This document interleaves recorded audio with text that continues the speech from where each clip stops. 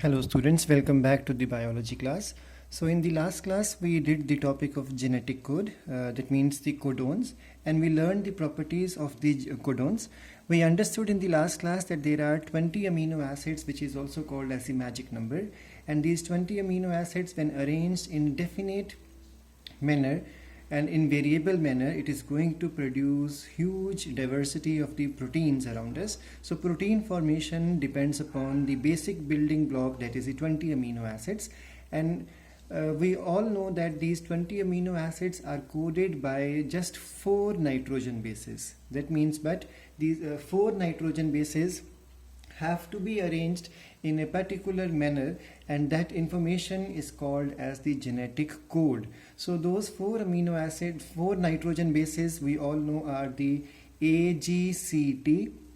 Now only 4 nitrogen bases can never code for 20 amino acids. That means there should be more than one in groups. That means there should be either 2 together or 3 together. So this type of confusion was made clear by Gamow, but the existence of the genetic code or codon was basically given by Crick. So Crick postulated that there should be a smallest unit to code for one amino acid, and we today know that it is the nucleotide.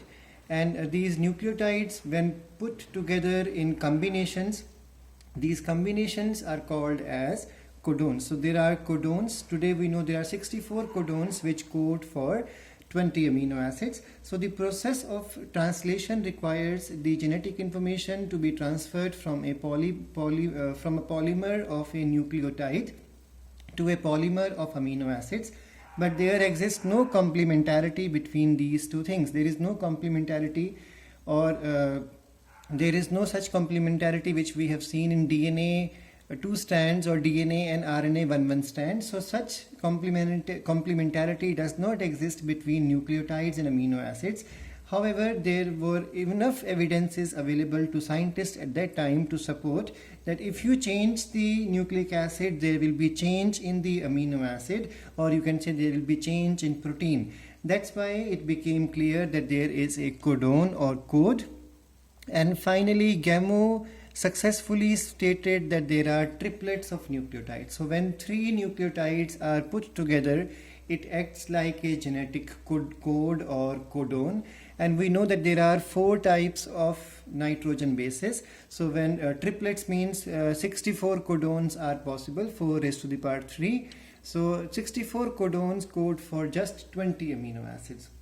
That means, but the number of codons are more when compared with the number of the amino acids. So that means, but several triplets have the same letter, but they will have different sequences. We learned in the last class that they are specific in nature.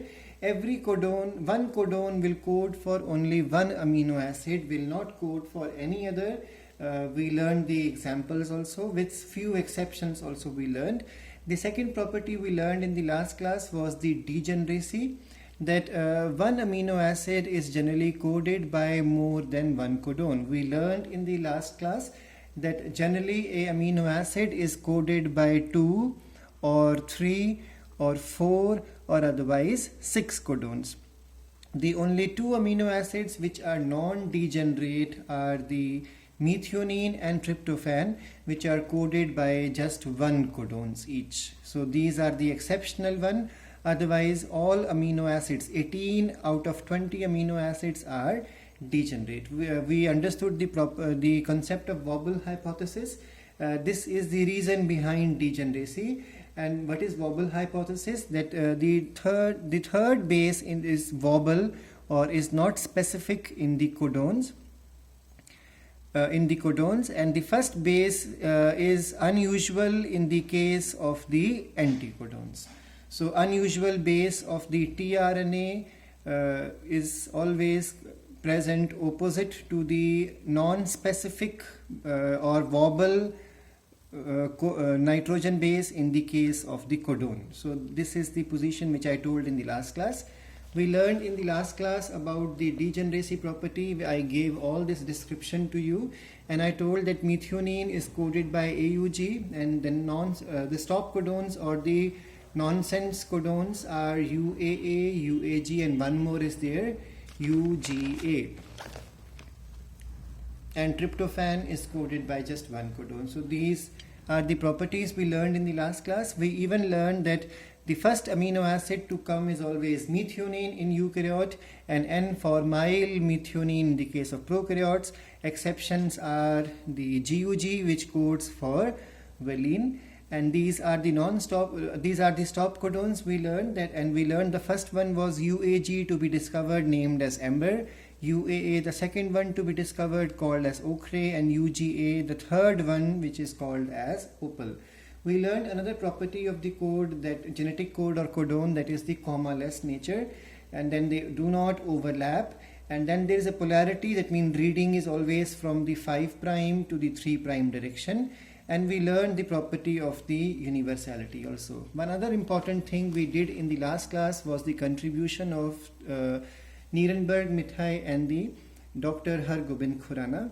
We understood that Hargobind Khurana derived a technique for artificial synthesis of messenger RNA with repeated sequence of known nucleotide by using synthetic DNA.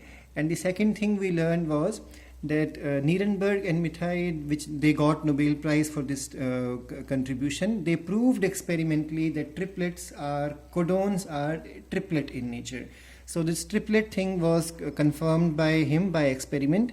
What he did, he synthesized artificial messenger RNA, which was a homopolymer with repetition of U, another experiment, homopolymer repetition of A, and finally he placed it in the cell-free system with translation enzymes and 20 amino acid, and he discovered whenever a chain of U is there, it codes for phenylalanine. That means UUU codes for phenylalanine, and AAA will code for proline. So this is how the concept of homopolymer and copolymer also came into existence. So this much we did in the last class.